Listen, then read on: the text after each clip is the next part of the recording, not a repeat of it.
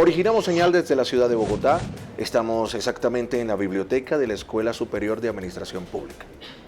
En 1991 se crea la nueva Constitución colombiana, reemplazando a la de 1886. Hoy vamos a tratar un tema bien interesante. ¿Qué ha pasado después de 25 años? Y tenemos como invitados a dos constitucionalistas, el doctor Gustavo Zafra y el doctor Horacio Serpa Uribe. Bienvenidos a Ciudadanía Activa.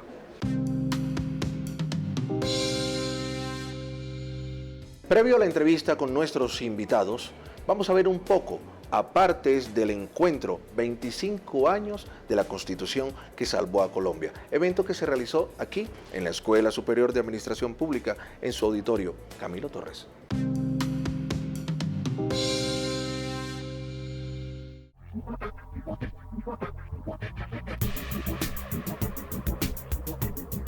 Pues es extraordinario que todavía se estén celebrando las bodas de plata de la Constitución de 1991. Recién terminada la Constituyente, hubo quienes le vaticinaron muy poca vida, que 3 años, que 5, en fin. 25 es un lapso de alta consideración, más en este país, que en su primer siglo de existencia republicana se dio el lujo de tener 7 u 8 constituciones, y que luego, por las circunstancias de la política, tuvo una constitución de 105 años. Antes no han pasado cosas más delicadas en Colombia. Precisamente por eso se motivó en el país la necesidad de convocar una Asamblea Nacional Constituyente, pero no se podía. La Constitución de 1886, conservadurista en extremo, centralista como la que más, lo prohibía. Se presentaron una serie de situaciones, de hechos políticos, de acontecimientos que llevaron al país a pensar en la importancia de promover actividades que llevaran a la convocatoria de una gran asamblea en donde las y los colombianos, popularmente y democráticamente representados, se dedicaran a la construcción de una nueva constitución. Era una época notable de violencia. Era violencia guerrillera, era violencia paramilitar, era violencia del narcotráfico, particularmente las bandas del narcotráfico, encabezadas de manera especial por Pablo Escobar, estaban asolando al país. Pobreza, desigualdad, corrupción, en fin. Los estudiantes tomaron la bandera de la protesta y demandaron con su presencia callejera que se asumiesen modificaciones fundamentales en las instituciones colombianas. Y este grito juvenil de Colombia y el inconformismo en muchos sectores del país coincidió con las elecciones, las primeras elecciones del año de 1990.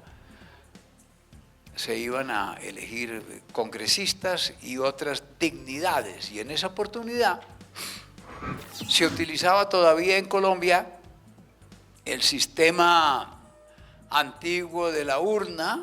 Cada ciudadano depositaba sus votos en la urna. Se iban a definir 6 distintas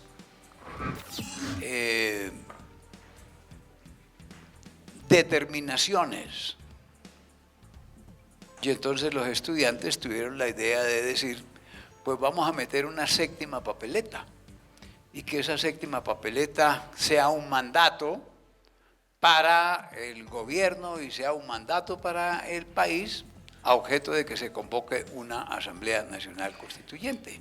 Hubo una gran actividad estudiantil.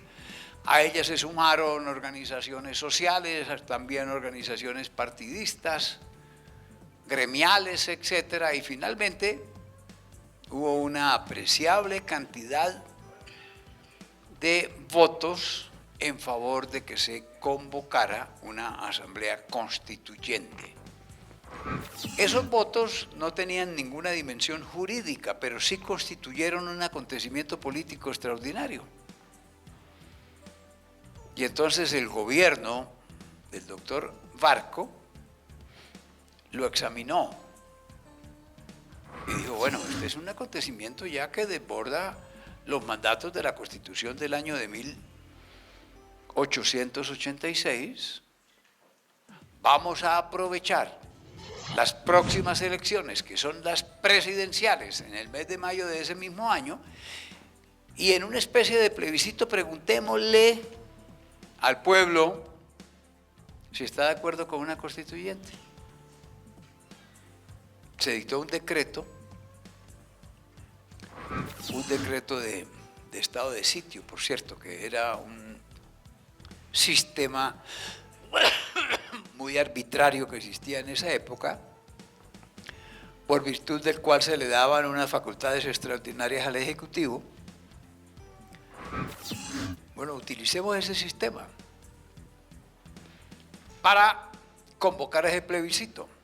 En la mente de los colombianos estaba que si salían adelante estas circunstancias, lo primero que había que acabar era el estado de sitio. Pero sirvió para este propósito. Se expidió el decreto, lo llevo en mi corazón porque yo participé en la elaboración de ese decreto, yo era ministro de gobierno del presidente Barco. Hubo que consultarlo con la Corte Suprema de Justicia. La Corte, en una votación apretadísima, dijo sí, se puede hacer el plebiscito. Y el día de las elecciones en las que fue electo presidente el doctor César Gaviria, se determinó que hubiese una asamblea constituyente.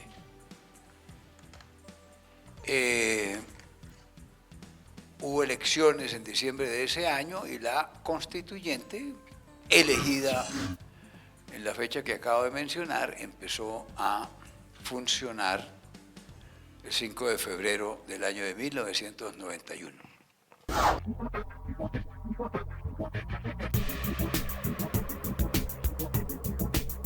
Para la Escuela Superior de Administración Pública es un completo honor tener a un personaje de la historia de nuestro país. Ese granito de arena lo pone también Horacio Serpa Uribe. Bienvenido a la Escuela Superior de Administración Pública. Pues para mí también es supremamente grato estar aquí, volver, conversar con sus docentes y directivos y además tener la oportunidad de participar en eventos académicos. Antes de continuar, usted es un roble, un hombre fuerte. ¿Cómo está ese corazón para recibir una Colombia en paz? Pues está lleno de dicha y de vigor. Precisamente por eso me lo mandé reparar. Hoy estoy saliendo de nuevo a conversar y a cumplir con mis deberes y tuve la dicha de que fuera una coincidencia mi reaparición, digamos, en la actividad pública con este compromiso académico aquí en la Escuela Superior. 25 años después de la Constitución que cambió la historia de Colombia, ¿qué hemos avanzado? Y hasta este momento, ¿qué habría que organizar y mejorar? Mucho, somos un país totalmente distinto. Antes de la Constitución del 91, en Colombia había que ser liberal o conservador, por ejemplo, había que ser católico. Había que estar casado como pareja heterosexual. Nadie se preocupaba por el cumplimiento de los derechos de nadie, no había a quien reclamarle. Se decía a reclamarle al mono de la pila. Ahora es a reclamarle al juzgado, a la Corte Suprema de Justicia, a la Corte Constitucional. Allá es donde cuando se desconocen los derechos de los ciudadanos, se restaura esa garantía. Álvaro Gómez, Antonio Navarro, Horacio Serpa, ¿tenían en la mente la paz en ese momento hace 25 años? Sí, claro, y el país. Desde el momento en que hubo la convocatoria para la Asamblea Nacional Constituyente, todos supimos que lo que debíamos crear era un marco para que se pudiera lograr en Colombia la convivencia. Y ese fue el propósito que nos impusimos durante los 5 meses de deliberación de la Asamblea Nacional Constituyente. Y se lograron importantes avances en esta materia, no todos. 25 años después estamos celebrando con alegría que firmaremos dentro de 5 días, no más, la paz, gobierno en representación de la sociedad colombiana y el movimiento revolucionario armado de la paz. ¿Tiene oxígeno esta constitución para soportar todo lo que nos viene luego de la firma de este acuerdo, luego que ya empecemos a soñar con el país que queremos? Claro, ahora con lo inmediato sí. Lo que pasa es que las sociedades cambian y este mundo cambia muchísimo, muy rápido por sus desarrollos tecnológicos, por los avances en comunicaciones, por los nuevos conceptos, por los criterios que no existían en el año de 1991. Entonces, vendrá un día próximo en donde el país va a decir, ya después de estar en paz, necesitamos un nuevo constitucionalismo. Y ese día será el de la victoria de la Constitución de 1991. Usted nació en Santander, estudió en Barranquilla, vive en Bogotá. Hablemos de la descentralización, de todo este propósito que se creó con esta nueva carta. Pues fue uno de los propósitos fundamentales de la Carta. La descentralización, la autonomía de las entidades territoriales. Eso quedó consagrado en la Carta. Lo que pasa es que desafortunadamente no lo hemos cumplido. Hubo un acto muy especial para apoyar este objetivo en materia de descentralización política, que fue que en la Constitución del 91 se dispuso la elección popular de los gobernadores, ya existía para los alcaldes, pero no se continuó con lo que se decidió en la Constitución, en la Constituyente, de que hubiese también descentralización fiscal. Es más, las decisiones que se tomaron en la Constituyente sobre este particular, es decir, que parte de los ingresos corrientes de la nación pasaran a los departamentos y a los municipios, se echó para atrás. Se introdujeron 2 reformas constitucionales para que eso no se hiciera.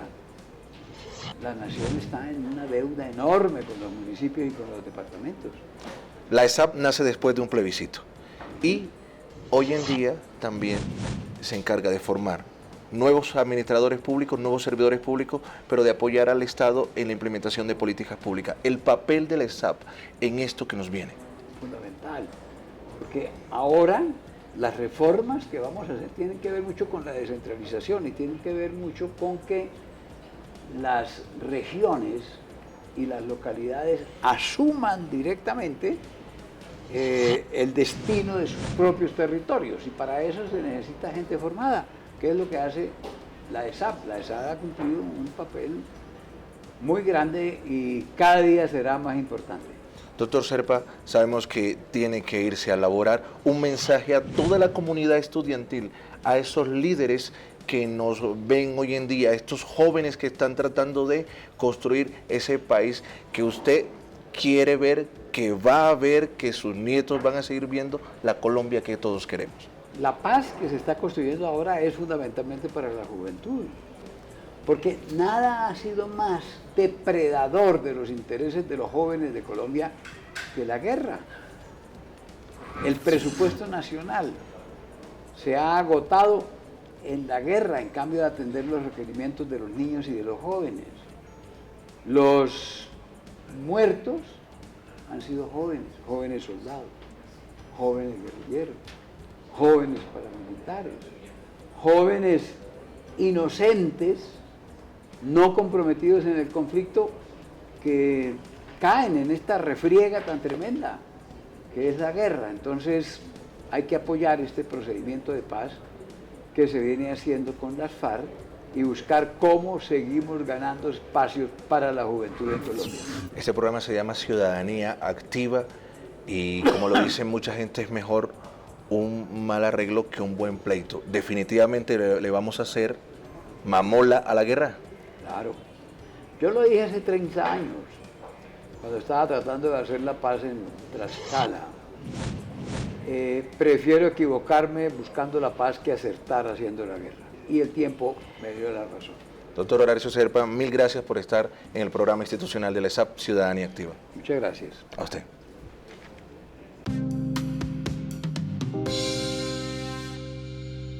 Pausa en Ciudadanía Activa. Al regreso, mucho más con nuestros invitados. Este es un programa institucional de la Escuela Superior de Administración Pública. Los 115 mililitros de agua potable que bebe Juan todas las noches antes de dormir son el resultado del compromiso con Colombia de los administradores públicos. ESAP, formando líderes para un buen gobierno. El mantenimiento de los 2.300 metros de carretera que Gregorio y Víctor recorren para llegar a su escuela son el resultado del compromiso con Colombia de los administradores públicos. ESAP, formando líderes para un buen gobierno. La energía que utilizaron las 18 bombillas para iluminar la obra de teatro de Gaby son el resultado del compromiso con Colombia de los administradores públicos. ESAP, formando líderes para un buen gobierno. En el tema de justicia yo diría que hicimos 3/4 partes del trabajo. La Corte Constitucional, que sinceramente ha sido una apuesta formidable de protección garantista de derechos, sobre todo sociales y económicos, el Consejo de Estado, que se respetó en su estructura, y una Corte Suprema de Justicia que con muchos avatares, pero ha mantenido, digamos, la institucionalidad colombiana. En lo que yo creo que ahí hay mucho trabajo por hacer es en lo del Consejo Superior de la Judicatura. Continuamente uno ve como los reclamos de los que estudiamos derecho, los operadores del derecho, sobre la lentitud en el apoyo logístico al funcionamiento de la justicia. Me parece que ahora, con el último fallo de la Corte, que se le volvió a dar una segunda oportunidad al Consejo Superior, pues ojalá la aproveche. En donde yo personalmente tengo muchas dudas es en el tema del modelo económico. Si bien hubo una apuesta muy importante, como lo ha dicho Horacio, al Estado Social de Derecho, por supuesto hay una tradición muy fuerte de capitalismo en Colombia y esa mezcla entre capitalismo y Estado Social de Derecho, que la Corte en unas aguas turbulentas a veces decide como más en favor del Estado Social y otras más en favor del tema del capitalismo, pues todavía hay mucho por construir y me parece que el reto de los próximos 25 años es hacer una sociedad realmente más igualitaria y con menos desigualdad.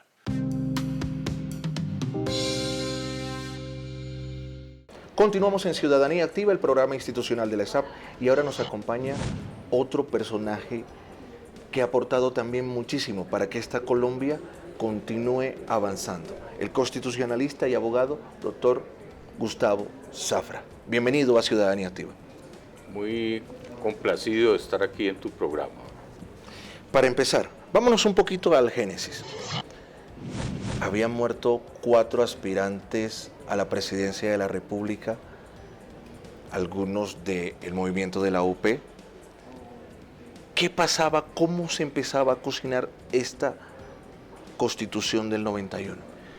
Pues hay que decirlo que influyeron mucho los estudiantes de las universidades con el famoso lema de todavía podemos salvar a Colombia, porque como tú lo acabas de expresar, eran Pardo Leal, Jaramillo, Galán y Carlos Pizarro, casi que una especie récord Guinness de asesinato de candidatos presidenciales en el mundo. Y obviamente los jóvenes salieron a las calles con una gran responsabilidad a decir: esto no puede seguir, hay que parar la violencia, hay que hacer un escenario nuevo de concurso democrático de fuerzas antiguas y nuevas, y con una inmensa generosidad comenzaron la campaña de la séptima papeleta, que consistía en poder convocar al poder constituyente primario a que una nueva asamblea constituyente pudiera reestructurar el Estado colombiano. ¿Cómo hemos avanzado luego de ese logro en temas como los derechos fundamentales? Lo acabamos de ver, la Carta de Derechos colombiana, cuando uno la analiza con profesores de otras universidades del mundo, en la parte de declaración, reconocimiento, protección y garantía, es una carta muy completa, que además en los temas de derechos económicos y sociales y culturales, la Corte Constitucional le ha dado un alcance en su jurisprudencia muy importante. Por supuesto, falta mucho por hacer, y precisamente todo este proceso de paz es pagar la deuda social que tenemos con 8 millones de colombianos que viven en las zonas rurales, porque obviamente la Constitución se ha aplicado más para las zonas urbanas, o sea, para los 40 millones de colombianos que vivimos en las zonas urbanas, pero no para los 8 millones de colombianos que están viviendo realmente el conflicto armado interno. Hablábamos con el doctor Serpa sobre si esta constituyente del 91 fue pensada hacia la paz. Nos comenta que sí. Le traslado otra inquietud. ¿Le alcanza el oxígeno a esta constituyente para soportar todo lo que nos viene luego de firmar con las FARC? La Constitución del 91 tenía por lo menos unas 20 normas transitorias que apuestan en la misma dirección del Acuerdo de La Habana. Yo creo que Humberto de la Calle, que tenía bastante claro como ese mensaje histórico de la Constitución del 91, lo que ha hecho es cerrar esa tarea que empezamos de alguna manera las fuerzas que estuvimos representadas en la Constituyente del 91. El pueblo colombiano y los jóvenes de las nuevas generaciones tienen todo el derecho a decidir si quieren una nueva asamblea constituyente o si con los instrumentos de reforma que también existen es suficiente. Ese es un derecho democrático que aspiro yo a que una nueva generación con un Congreso nuevo, y tú en 2 o 4 años, pueda hacerse esa pregunta y contestársela con toda libertad. Usted lo ha dicho, unos jóvenes impulsaron la Constitución del 91. ¿Cómo exhortar a estos jóvenes de esta generación a que continúen labrando este camino de la paz? Sobre todo en este escenario académico que estamos en la ESAP, formando nuevos servidores públicos. Sí, le voy a dar ahí un testimonio personal. Cuando yo tenía 1 año, mi padre en Cali se escapó sinceramente de ser asesinado en esa violencia absurda liberal conservadora. Entonces yo personalmente tengo un compromiso ético a que esos 8 millones de colombianos desplazados por razón de la violencia y del conflicto armado no sufran más y puedan o retornar a sus tierras o tener un entable económico y social donde puedan construir su dignidad humana. Y por eso es que creemos que ese pacto de reconciliación, de perdón entre todos los colombianos, porque todos de alguna manera hemos cometido ahí omisiones o acciones contra la paz, nos pueda llevar a una sociedad donde nuestros hijos y nuestros nietos y nietas puedan vivir con tranquilidad. Y esa es la apuesta de las personas ya ancianas, adultos mayores, como es mi caso. Es tratar de que las generaciones nuevas tengan ese país en el oxígeno completo, y no como nos tocó a nosotros andar prácticamente con un tubo de oxígeno durante los 60 años o más que vivimos, porque nunca conocimos la paz completa en nuestras vidas. La paz es mucho más que la firma de un documento, la paz se construye. Considero que también hay que empezar desarmando el corazón. Pero a los servidores públicos y a estos futuros servidores públicos que están aquí, ¿qué recomendación les hace usted? Hay que ser generosos, hay que ser generosos. Muchas de las personas que se están oponiendo, digamos, a los acuerdos de La Habana tienen sus propias tragedias personales que son respetables. A ellos uno les diría, ayúdennos entre todos a verdad sacar el país adelante. Hay un mensaje muy importante que tú acabas de decir. Las familias, por ejemplo, los diputados del Valle nos dieron un ejemplo de generosidad yendo hasta La Habana a perdonarle a las FARC ese horrendo crimen, porque lo fue, y ellos que tenían, digamos, mucho más daño en su alma, nos están dando una lección de generosidad y de ejemplo que ojalá el resto de los colombianos seamos capaces de seguir. ¿Cómo ve políticamente a las FARC? En Salvador llegaron a la presidencia, en otros países lo han llegado. ¿Qué le toca hacer a la FARC para convencer a un pueblo que realmente estuvieron equivocados? Yo sinceramente creo que las FARC no tienen el respaldo electoral, ni les va a ser fácil, pero jurídica y democráticamente uno no les puede negar el derecho a presentarse a las distintas opciones. Y entonces, como decía el maestro Darío Echandía, ya el tema no será de balas, sino de lengua y convicción para que la gente vea si vota o no por ellos. Entonces es un tema de democracia. Lo que no se puede hacer es decirle a las FARC, juéguele al sistema político, pero no aspire a los cargos de elección popular. Eso no tiene ningún sentido. Nosotros vimos y compartimos con el M-19, que era un movimiento guerrillero, que además tuvo la inteligencia, ojo, de llevar a la constituyente a personas no necesariamente involucradas en el conflicto armado. Hubo intelectuales como Álvaro Echeverri, María Mercedes Carranza, María Teresa Garcés, el mismo Álvaro Leiva, el mismo Orlando Fals, que nunca estuvieron involucrados en actividades guerrilleras y fueron en representación del M. Para decirle, mire la paradoja, hasta el gran rector de la Universidad de los Andes, que es la cuna del capitalismo, el fundador, Mario Lacerna, después llega al Senado en representación del M. Un ejemplo de tolerancia política. Poner de acuerdo a veces a una familia no es fácil. Poner de acuerdo a un equipo tampoco lo es. Poner de acuerdo a todos los colombianos no ha sido tarea sencilla.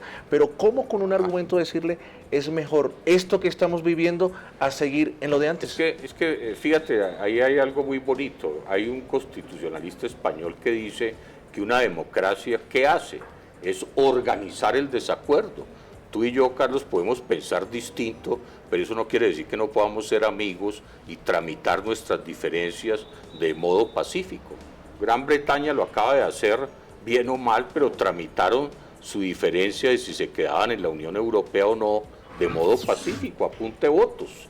Entonces lo que hay que hacer es acostumbrar a los colombianos de que las diferencias de pensamiento se pueden manejar de un modo democrático y pacífico. Para cerrar, doctor, la ESAP va a trabajar también de la mano con el gobierno en 100 municipios que han sido muy golpeados. Maravilloso, me parece. Mensaje para la ESAP, para sus docentes, para esos 100 municipios donde ustedes van a trabajar, y un consejo casi que desde la experiencia de errores cometidos como en la profesión. Hay que respetar mucho esas comunidades, tienen sus propias culturas, sus propios proyectos de vida, sus opciones, sus valores a veces son diferentes en las prioridades a los valores citadinos, y eso hay que entenderlo, esos contextos propios de esos municipios hay que entenderlos. A veces le aprendemos más a ellos yendo a esos municipios que lo que nosotros eventualmente les llevamos. Entonces es una actitud como de humildad del académico o el profesional que vaya a esos municipios donde sabe que va a aprender mucho de la gente que va a conocer allá. Doctor Gustavo Zafra, mil Muy gracias amable, por habernos acompañado. Me place mucho y un honor estar con ustedes. Hasta aquí Chao. Ciudadanía Activa. Nos vemos la próxima semana con otro capítulo.